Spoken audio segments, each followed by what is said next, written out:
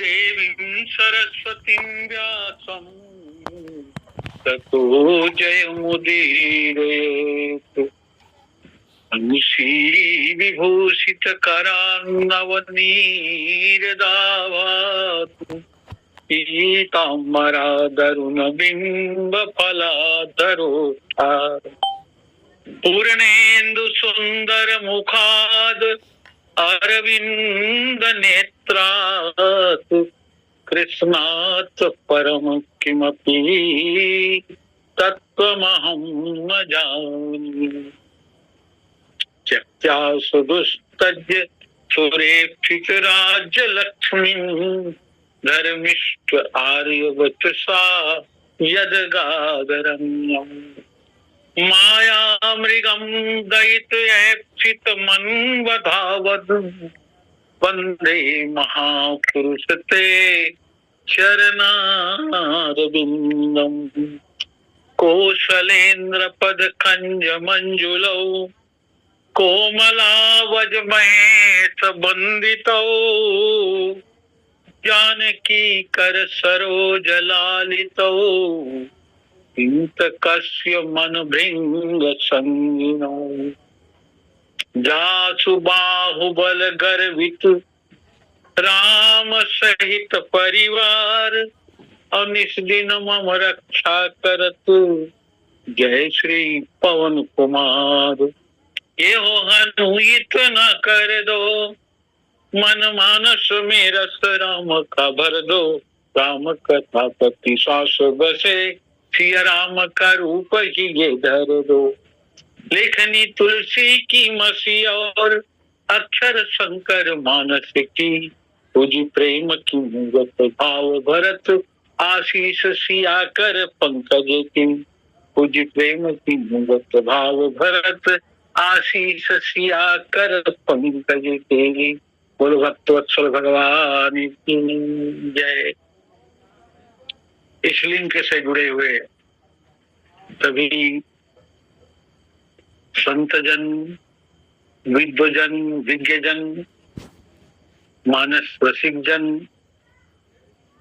मातृशक्ति और इस मंच के संचालक परम आदरणीय श्रीमती संगीता निषाद जी, आप सबको अत्यंत प्रीति पूर्वक प्रणाम करता हूँ। और आइए नवधा भगति कहूँ तो ही पाही सावधान तुम धरु मन माही। अप्रथम भगति संतन कर संगा अदूसरे रति मम कथा प्रसंगा। आइए दूसरे भक्ति की चर्चा करेंगे। दूसरी भक्ति भगवान कहते हैं दूसरी रति मम कथा प्रसंग। प्रथम भगति संतन कर संगा, संतों के संग का फल क्या होगा? संतों के संग का फल यही है कथा में रति हो। कथा में रति नहीं है माने आपने संतों का संग किया ही नहीं है। तो भगवान की कथा में रति होना दूसरी भक्ति है। कथा सुनना भक्ति नहीं है, याद रखें इस बात को। हम कथा सुनते हैं इसलिए हम भक्त हैं ऐसा मत सोचें, क्योंकि कथा में लोग बड़ी संख्या में आते हैं और जितने लोग आते हैं सब के सब भक्त नहीं होते या भक्त नहीं बन जाते। इसीलिए भगवान श्री राम सबरी से कहते हैं कथा सुनना भक्ति नहीं है, कथा में रति होना भक्ति। रति शब्द साहित्य में भी इसका उल्लेख है,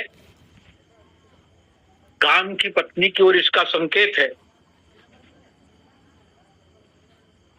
यद्यपि सुनकर ऐसा लगता भी है कि ये श्रृंगार रस और रति क्रिया की ओर संकेत करता है, पर यह शब्द अश्लील नहीं है।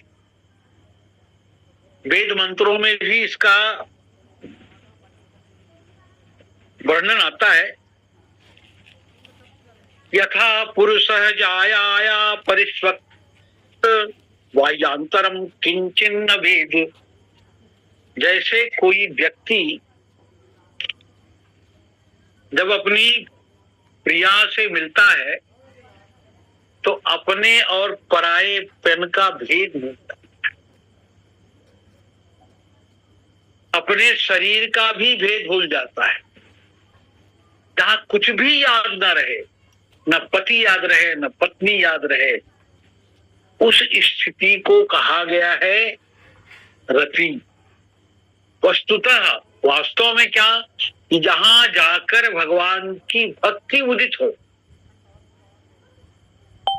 भगवान के प्रति हमारे अंतःकरण में निष्ठा उदित हो, भगवान के प्रति हमारे हृदय में प्रीति उत्पन्न हो। ये संतत्व की भी कसौटी है, संत यही करते हैं। जो संत का संग करते हैं उनको यही लाभ मिलता है। अगर ये लाभ नहीं मिला तो समझ लीजिए वो संत नहीं। और सुनने की कसौटी क्या है? सुनने की कसौटी है कि जब याद ही ना रहे कि मैं कहाँ बैठा हूं, मैं कौन हूं, ये व्यक्ति सब बात को भुलाकर कथा से जो एकाकार हो जाता है, सिर्फ कथा और उसका ही संबंध होता है। आगे कौन बैठा है, पीछे कौन बैठा है, कौन धक्का मार रहा है, ये जिसको याद न रहे। जैसे संसारिक गति में संसार की विस्मृति है, वैसे ही भगवत कथा में भी सब कुछ भूलकर एकाकार हो जाना, यही रति। कभी कभी होता क्या है, हम कथा में बैठे होते हैं और जरा सा किसी का पैर लगा तो हम बिगड़ के खड़े हो जाते हैं। यानी हमको कथा से हम एकाकार नहीं है, हमको तभी अपने शरीर की अभी याद बनी हुई है। और कथा में तदाकारता आ जाना, यानी सब कुछ भूल जाता। यद्यपि काम और रति पति पत्नी है, और पति पत्नी है तो एक साथ रहते भी हैं, पर तुलसीदास जी ने एक गजब का काम किया है, एक क्रांतिकारी कदम किया है, क्रांतिकारी कदम उठाया है कि रति को उन्होंने काम से नहीं जोड़ा, रति को उन्होंने राम से जोड़ा है। काम पत्नी होकर के भी रति को राम से जोड़ा कि राम की रति की शोभा राम से जुड़ने में। भैया भरत ने प्रयागराज में यही कहा, अर्थन धर्मन काम रूपी गति न चाहो निर्वाण, अजन्म जन्म रति राम पद यह वरदान नाम। अगर जगत से रति है तो काम मिलेगा, अगर हमारी रति जगत से है तो काम मिलेगा, और जगदीश से रति है तो राम मिलेगा। इसको इस रूप में भी देखेंगे, रति किसको कहें? भगवान की कथा में प्रीति हो पर किसी प्रकार की कामना ना हो।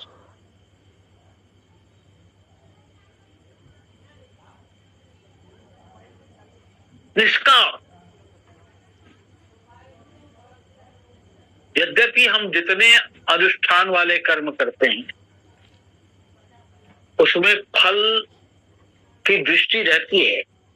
हम संकल्प कराते, पंडित जी पूछते हैं कि हवन क्यों कर रहे हो, तो हम बताते हैं महाराज जी इसलिए कर रहे हैं कि हमारे घर में ये बाधा आ गई, ये बाधा दूर हो जाए, या पुत्र हुआ है इसलिए कर रहे हैं, या विवाह हुआ है इसलिए कर रहे हैं, या अभी हमने गाड़ी खरीदी है इसलिए कर रहे हैं। यानी आयोजक की दृष्टि फल पर रहती है,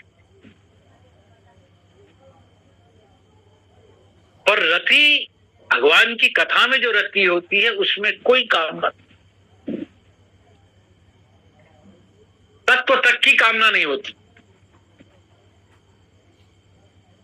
अटपट ज्ञान कबीर का झटपट लखा न जाए, जो या को झटपट लखे तो सब खटपट मिट जाए। कबीरदास जी बड़े स्पष्ट लगता है सबको, चाहे योगी हो, चाहे ज्ञानी हो, चाहे कर्मकांडी हो, सबको लपेटते हैं एक साथ। योगी भोगी भक्त बावले, ज्ञानी बड़े निखट्टू, और कर्मकांडी ऐसे डोले जो भारे का टट्टू। कबीर की शैली ही अलग है। तुच्छ विषय रस के भोगियों को उन्होंने योगी मानने से इनकार कर दिया। जिनके जीवन में विषय रस, तुच्छ विषय रस के प्रति है, वो योगी नहीं है। जो परमानंद का स्वाद लेता है वो योगी। और जो संसार के प्रेम में नहीं, राम प्रेम में जो पागल है वो है भक्त, जो अपने स्वरूप में स्थित रहे। देखो ज्ञानी की परिभाषा बताया, जो अपने स्वरूप में स्थित रहे, सबसे असंग रहे, वो ज्ञानी। और कर्मकांडी फल की चिंता करता है, कौन सा ऐसा कर्म करूं कि मेरे घर में धन आ जाए, संपत्ति आ जाए, कन्या का विवाह आ जाए, हो जाए। जैसे अपन कोई काम करते हैं तो पहले भाड़ा तय कर देते हैं। जैसे रायपुर जाना है तो भाड़ा तय है, वैसे ही फल तय कर लेते हैं, कौन सा फल इस कांड से, इस कर्म कांड से मिलेगा। तुलसीदास जी कहते हैं कथा में प्रीति रखो, कामना में। प्रीति में कामना नहीं, तभी कथा सुनने में मजा आता है। कथा में भी अगर भगवान से भी प्रीति करें, भगवान को कहें हमारी भैंस गुम गई है प्रभु आप कल खोज देना, ये एक कथा में रति नहीं। इसीलिए भगवान कहते हैं मेरी कथा में प्रीति हो जाए, दूसर रति मम कथा। कौन सी कथा? तो उस भगवान की कथा जिसे शंकर जी कहते हैं। कथा के जन्मदाता कौन है? भगवान शंकर जी। राम कथा, कृष्ण कथा, सबके जन्मदाता है भगवान शंकर। और राम कथा से इतनी प्रीति है कि स्वयं वक्ता होते हुए भी कथा सुनने के लिए दंड कारण से, कैलाश से उतर कर दंड कारण आ जाता।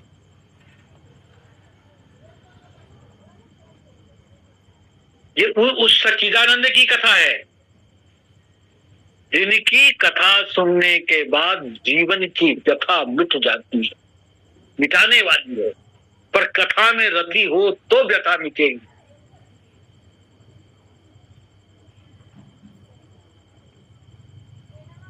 आज बहुत से लोग बोलते रहते हैं क्या राम कथा सुनना, बहुत कथा सुन लीजिए जी,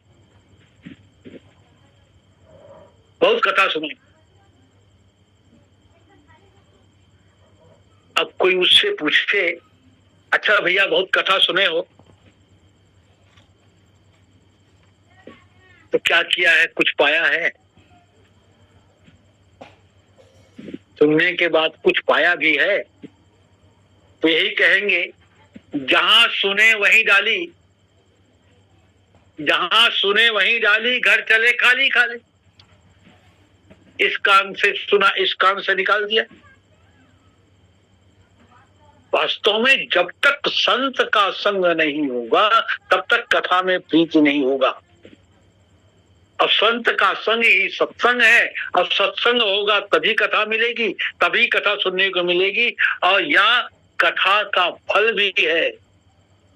संत भगवंत से मिलाएगा ही मिलाएगा, भक्ति प्रदान कराएगा। वैसे राम जी कथा को सब जानते हैं। एक मजदूर जो मजदूरी करता है, जो खेत में हल चलाता है, वो भी कह देता है राम कथा हम सब जानते हैं। अब उसको क्या लंबा चौड़ा बोलते हो? एक राम एक रामन्ना, एक छत्री एक बामन्ना।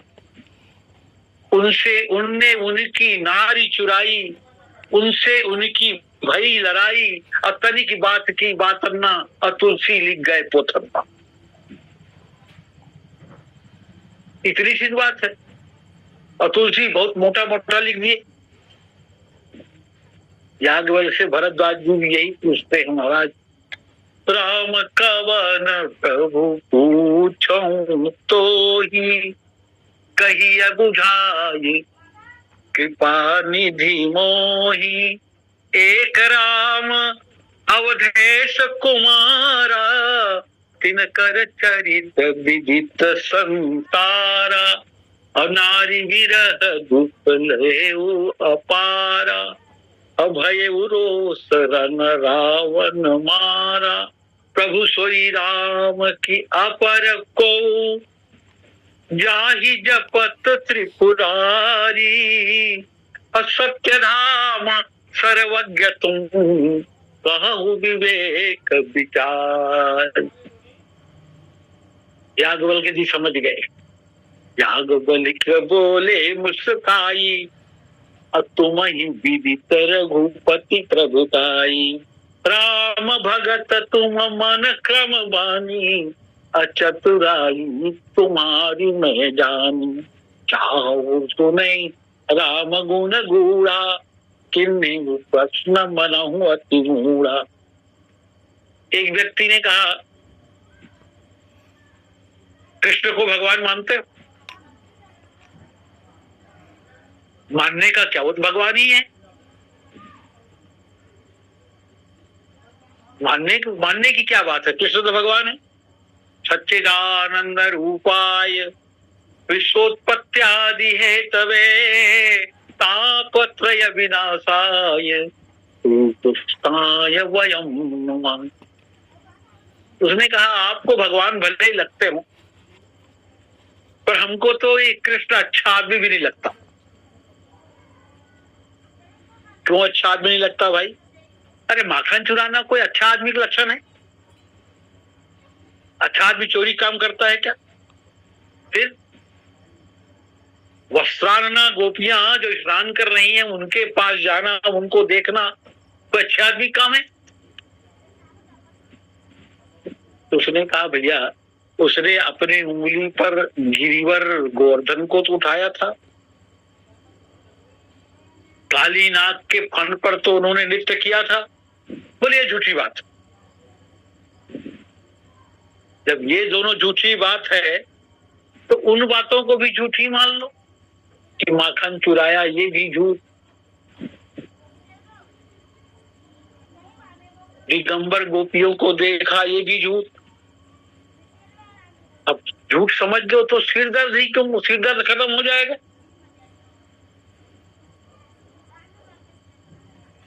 और उसने कहा नहीं ये माखन चोरी सही है, पर गिरिराज उठाना, काली नृत्य करना ये सही नहीं है। अब ऐसे तर्क शास्त्रियों को क्या समझाओगे? व्यास जी ने लिखा, व्यासनंदन सुखदेव जी ने सुनाया, परीक्षित जी ने सुनाया, क्या ये भी झूठ है? भले ही कृष्ण और राम इंसान जैसे दिखते हैं मानव बन के आने के बाद, लेकिन सचमुच भगवान जी हैं। और जो वो कर सकते हैं कोई दूसरा नहीं कर सकता। चोरी भगवान ही कर सकते, उनको अपराध क्यों नहीं लगेगा? क्योंकि कोई भी वस्तु हमारी है नहीं। संपत्ति सब रघुपति करा आहीन। इसलिए भगवान चोरी भी करते हैं तो अपनी संपत्ति का करते हैं, अपने घर में करते, तो सारा विश्व उनका निवास। इसलिए उनकी चोरी लीला है। और हम लोग ऐसा चोरी करेंगे तब 4 लोग पकड़ के पहले ही भागवत बनाएंगे, फिर थाना वाले भागवत बनाएंगे। देखो कथा को सब जानते हैं, फिर भी कथा सुनने का मन बना रहता है। कितने वर्षों से लोग रामचरितमानस की कथा को सुन रहे हैं, पढ़ रहे हैं, लेकिन आज तक उन कथाओं को सुनते जा रहे हैं। बोलने वाला बोलते जा रहा है, बोलते जाता है, रोज नया लगता है। आप सब लोगों ने अनुभव किया होगा, ये कथा रोज नया लगता है। ये भगवान की कथा युगों पुरानी कथा है, त्रेता की कथा है, कृष्ण की कथा द्वापर की कथा है,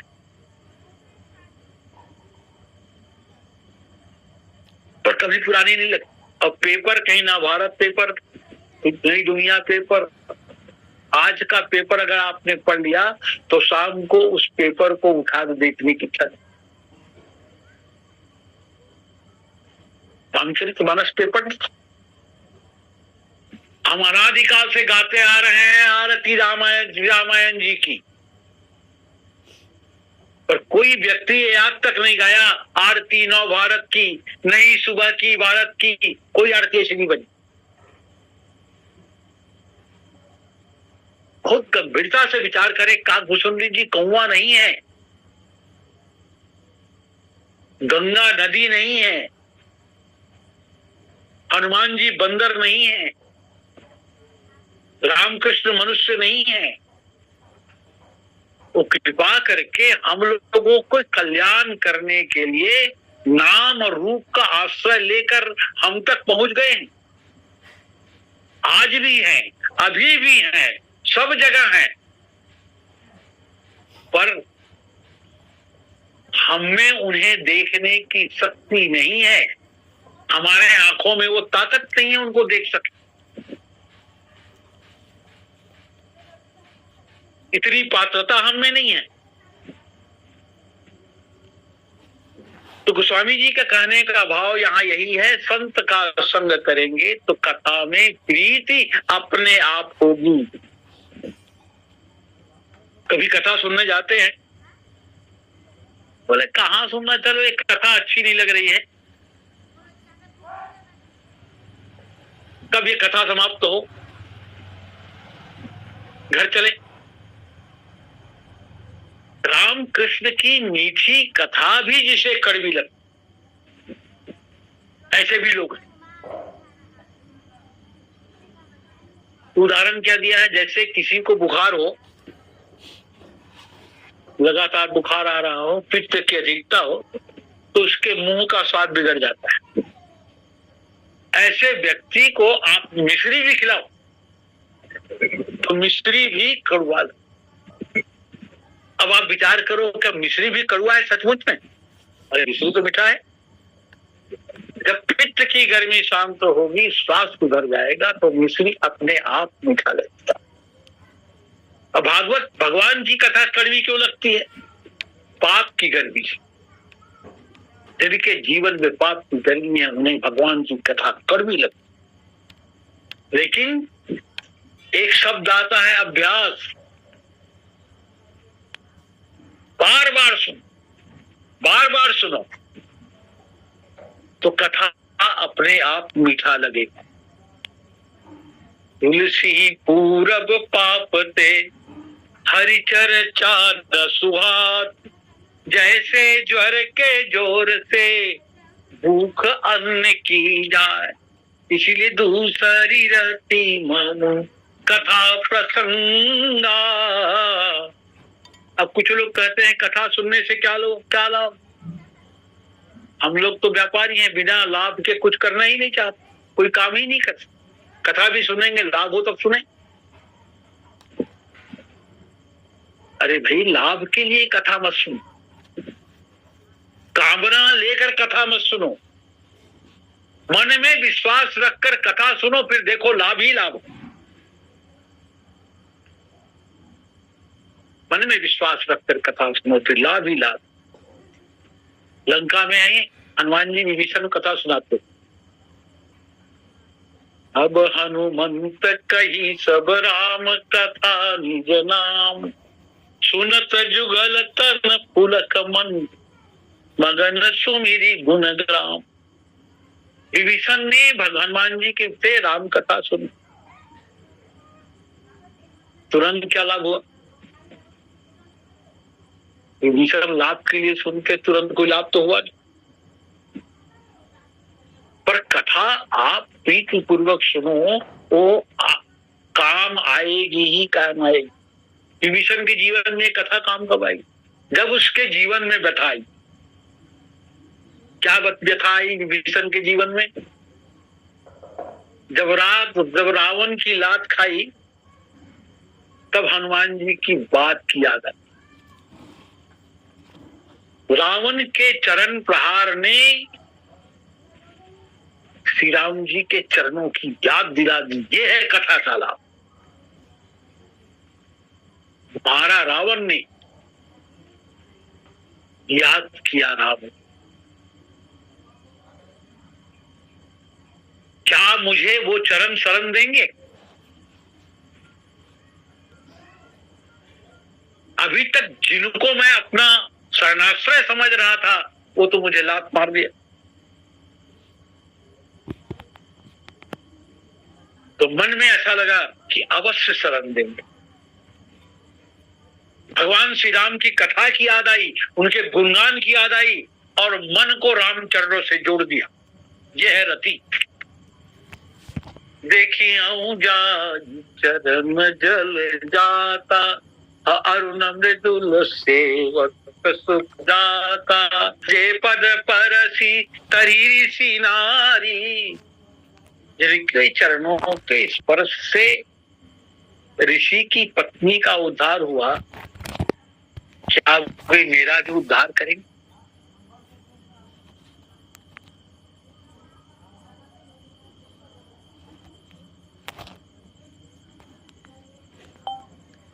विभीषण फिर याद आया उन्हें, दंडक कानन पावनकारी। उन्होंने तो दंडक वन को पावन कर दिया। मैं भी दंडकित हूं। फिर कहा के पद जनक सुताउर लाए। जानकी जी जिन चरणों का स्मरण करके लंका में कठिन समय में भी रक्षित है, ये इसी चरण का प्रताप।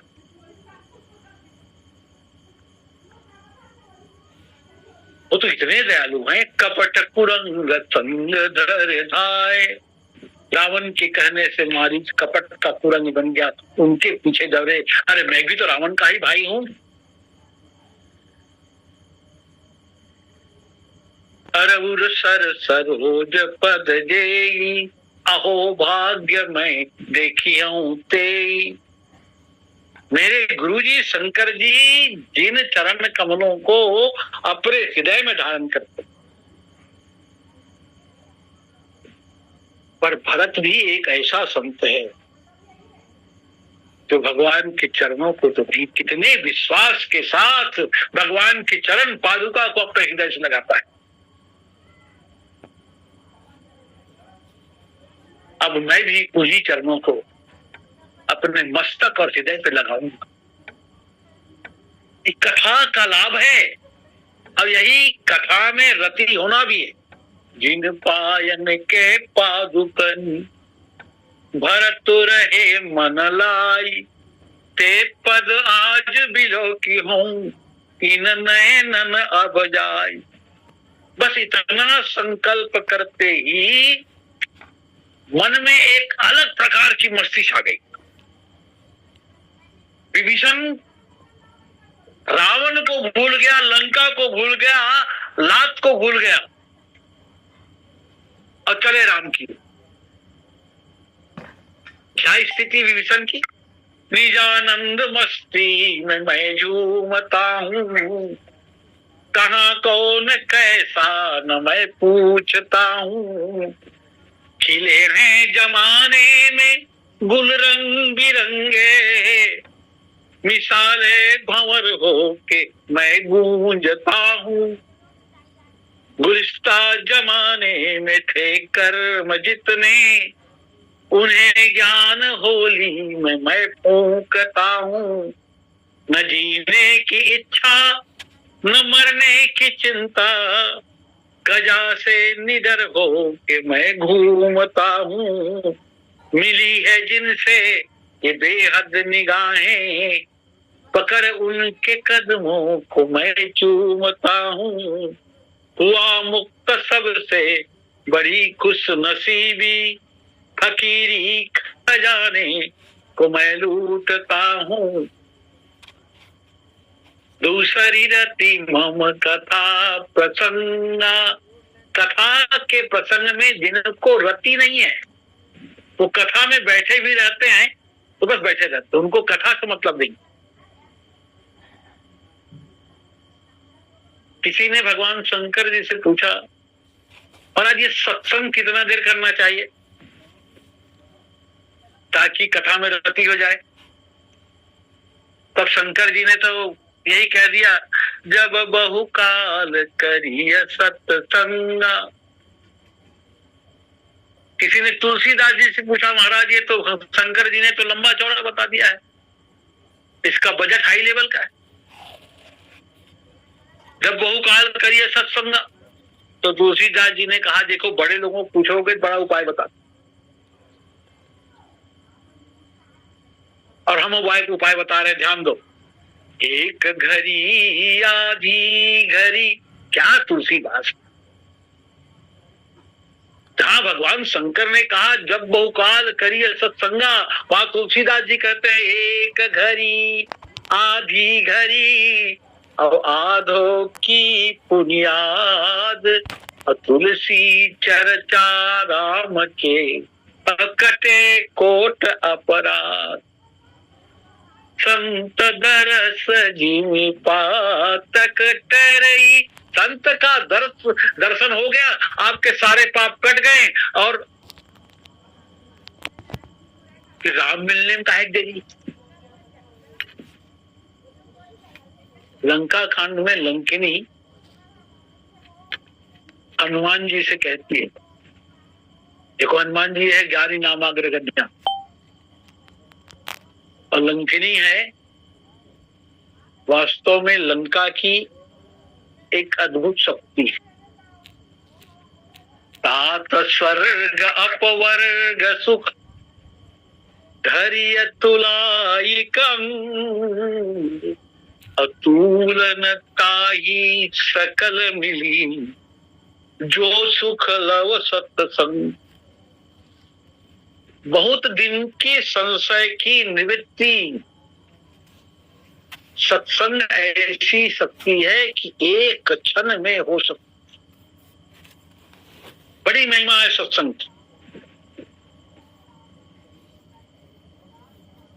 जैसे कोई मकान हो, मकान 7 साल से बंद है, कोई मकान 7 महीने से बंद है, कोई मकान 7 दिन से बंद है, कोई मकान 7 घंटे से बंद है।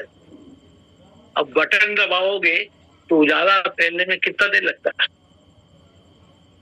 एक क्षण का। तो जीवन में सत्संग का दिया जले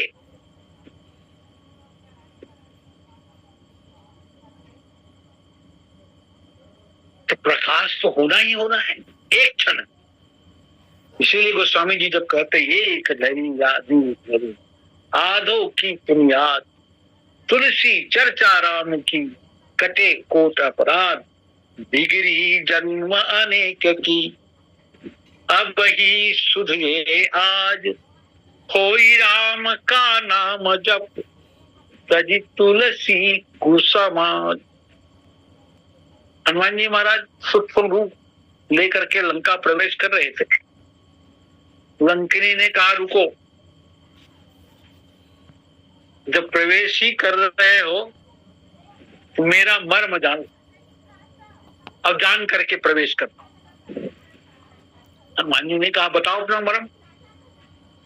जान ही नहीं मरम सच मोरा, अमोर आहार लंक कर चोरा, मैं तुम्हें खा जाऊंगी, मैं चोरों को खाती हूँ। हनुमान जी ने कहा शब्द को सुधार के बोलो, तुम कुछ तो गड़बड़ बोल रही हो, सही नहीं बोल रही। चोरों को खाती है कि चोरों का खाती, बता।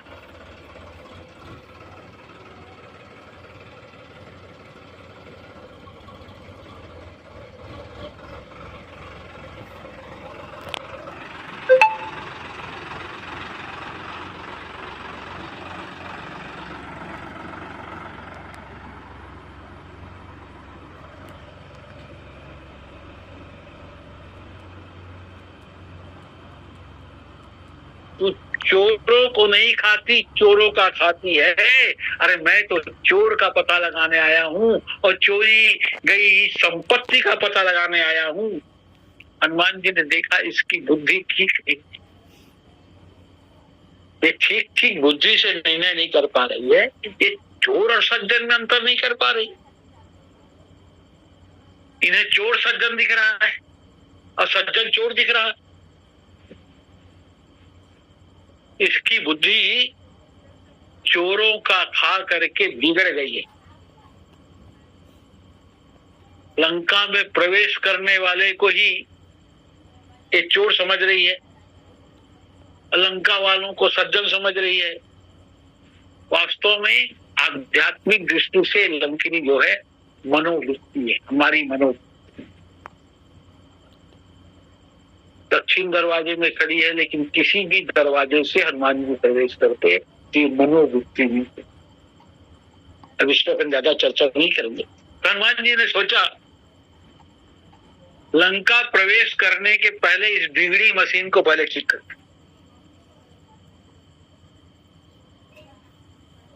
और कैसे ठीक किया? मुटिका एक महाकपिहानी, अरुधिर बमत धरनी धन मानी। रुधिर की धार बही, जमीन पे गिर गई, ऐसा हनुमान जी ने मुष्टिका का प्रहार किया। पर गोस्वामी जी लिखते हैं उसके बाद भी संभल कर उठ गई। हनुमान जी के मुटका खाने के बाद भी जहां रावण मूर्छित हो गया था, वहां ये लंकिनी संभाल कर उठ गई। पुलिस संभाल उठी सो लंका, क्योंकि हनुमान जी इस मशीन को बना दिए, बिगड़ी मशीन। पुलिस संभाली उठी सोई लंका, अजोरी पानी कर विनय सशंका। क्यों उठी और क्यों संभली? यही तो सत्संग का सुख, यही सत्संग का सुख है। सदगुरु मेरा सूरमा, करे शब्द की चोट। हनुमान जी है सदगुरु।